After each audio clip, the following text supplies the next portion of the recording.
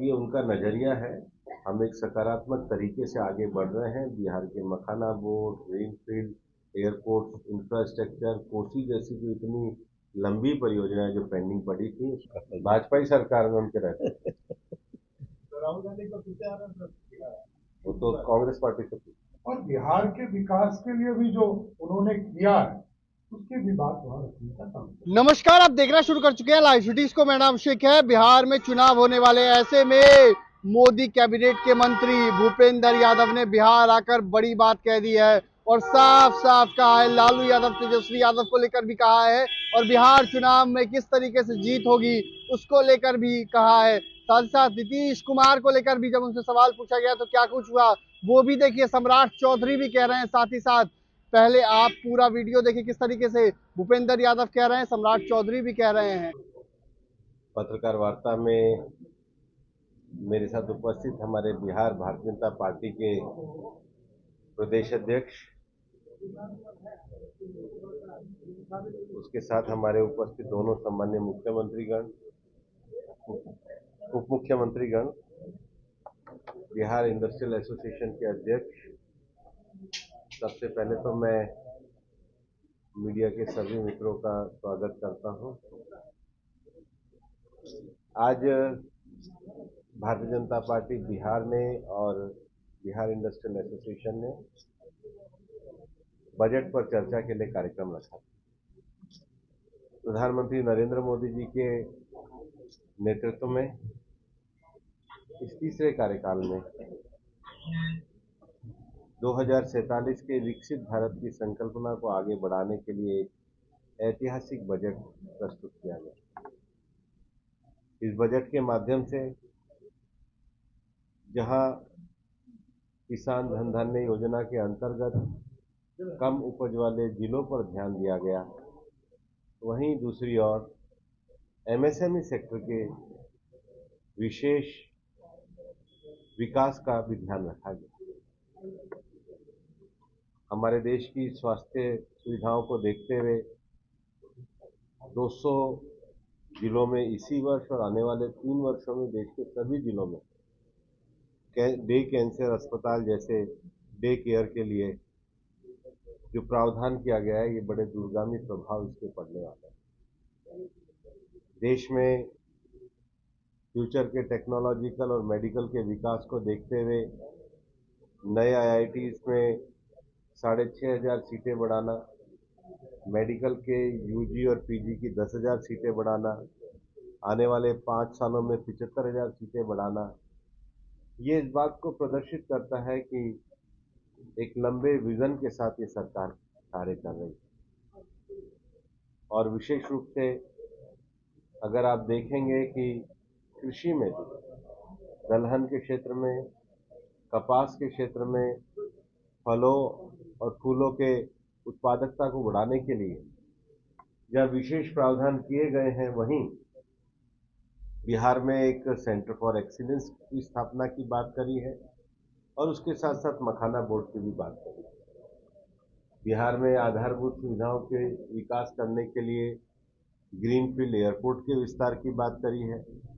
और आज जो पिछले 10 वर्षों में हम बहुत बढ़िया कनेक्टिविटी देखते हैं, ये मोदी जी के शासनकाल का परिणाम है।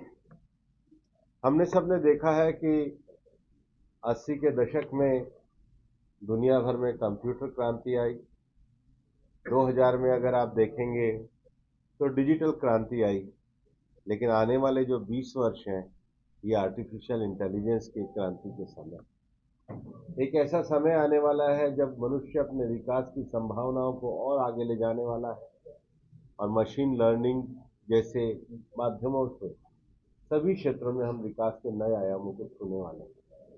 इस बजट में भारत के आर्टिफिशियल इंटेलिजेंस क्रांति के जो भविष्य की संभावनाएं हैं, उसका बीज रूपी सूत्रपात किया गया है। एमएसएमई सेक्टर इस क्षेत्र में आगे बढ़े, इसके लिए एमएसएमई क्षेत्र में निवेश और ऋण की और उनके साइज की दृष्टि से 2.5 गुना वृद्धि तक एमएसएमई की सुविधा को बरकरार रखा है। एमएसएमई के लिए ज़्यादा ऋण का विस्तार किया है। लेकिन जो नीचे भी जो सीमांत जो लोग हैं, विशेष रूप से शहरी क्षेत्रों में जो हमारे रेहड़ी पटरी वाले लोग हैं उसके लिए स्वनिधि योजना के विस्तार की बात बजट में की गई है। और आज तो ये दिन विशेष है कि भारत रत्न स्वर्गीय कर्पूरी ठाकुर जी की पुण्यतिथि भी है।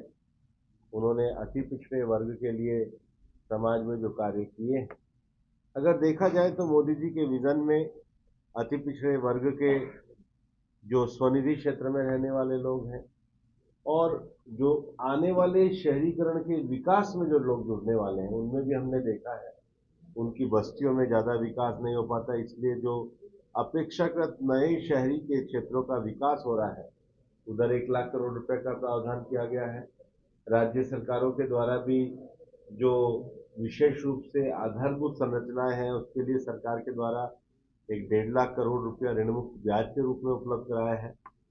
मैं ये कहना चाहूँगा कि ये बजट कृषि क्षेत्र की उत्पादकता की वृद्धि के लिए है, ये बजट एमएसएमई क्षेत्र को बूस्ट देने के लिए है, ये बजट स्वास्थ्य की बुनियादी सुविधाओं को देश में बढ़ाने के लिए है, ये बजट देश में नए नवाचार को लाने के लिए है, ये बजट आधारभूत संरचना के विकास के लिए और सबसे बड़ी बात है देश के मध्यम वर्ग समाज को राहत देने के लिए इस बजट में 12 लाख रुपए तक इनकम टैक्स की रिबेट दी गई है, जो अपने आप में एक बड़ी क्रांति है।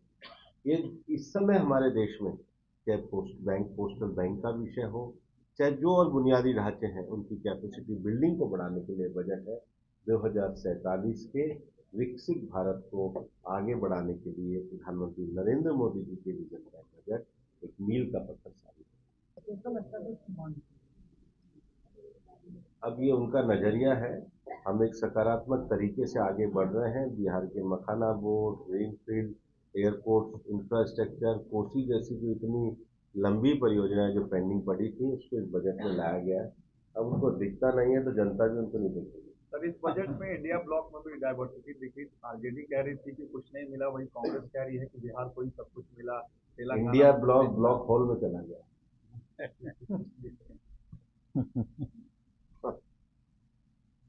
बिहार में सर प्रधानमंत्री आए थे तो बोले थे चीनी मिल का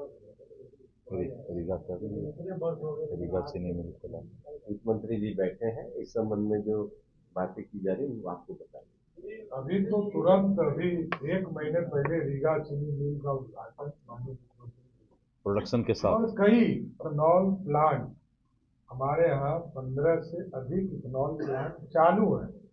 तो चीनी मिल जो आप कर रहे हैं तो सब पे पूरा प्रोसेस करके काम किया जा रहा है। चर्चा आपने बड़ी घटना हो गई है, हर जगह देखा जा रहा है कि काफी भीड़ पब्लिक एकदम लग रहा है कि किसी तरह से कुंभ पहुंच रहा है, आज से भी हो रहा है। क्या कुछ लगता है कि रोकने की जरूरत है लोगों को, इस तरह का हादसा ना हो, क्योंकि हर जगह स्टेशन पर ये करती है। हम जिनकी क्षति हुई है उनके प्रति संवेदना व्यक्त करते हैं, संवेदनशीलता के साथ आगे बढ़ेंगे और लोग अच्छे ढंग से इसमें भाग लें, उसके लिए सरकार का पूरा प्रयास है।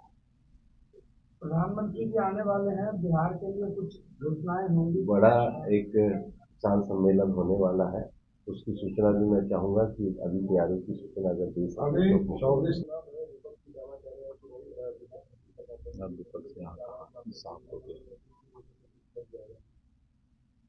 लेकिन मुझे लगता है कि इंडिया गठबंधन की कमजोर होने चाहिए या फिर आपस में उसका फायदा इसलिए मिलेगा। बिहार में बहुत प्रचंड बहुमत के साथ एनडीए की सरकार बनने जा रही है। विकास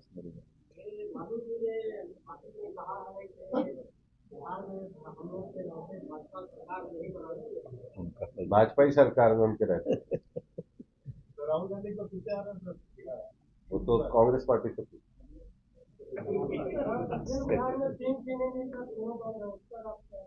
अभी तो बता दिया। अभी समारोह ये आदरणीय प्रधानमंत्री जी एक साथ पूरे देश के लगभग 12 करोड़ किसानों को वहां से उनकी जो 19वां किस्त है उसको जारी करने का काम करने, इसके साथ किसान से जुड़े हुए जो समस्या है उस पर भी अपनी चर्चा रखेंगे और बिहार के विकास के लिए भी जो उन्होंने किया है उसकी भी बात वहां रखने का काम करेंगे। तो आपने सुना कि क्या कुछ कहा है केंद्रीय मंत्री भूपेंद्र यादव ने, साथ ही साथ बिहार के उप मुख्यमंत्री सम्राट चौधरी ने क्या कुछ कहा है वो भी आपने सुना है। तो बड़ी बात कही है और साफ साफ कहा है बिहार चुनाव को लेकर एनडीए की पूर्ण बहुमत से जीत होगी और बिहार में जो सरकार बनेगी एनडीए की सरकार है। लालू यादव को लेकर भी कहा है, बीजेपी की सरकार है बिहार में। साथ ही साथ इतना ही नहीं, नीतीश कुमार को लेकर एक सवाल पूछा गया भारत रत्न, उस पर मुस्कुरा दिए। तो बड़ी बात कही है। तो बने रहिए लाइव न्यूज़ के साथ, हमारे यूट्यूब चैनल को सब्सक्राइब करिए, लाइक करिए। धन्यवाद।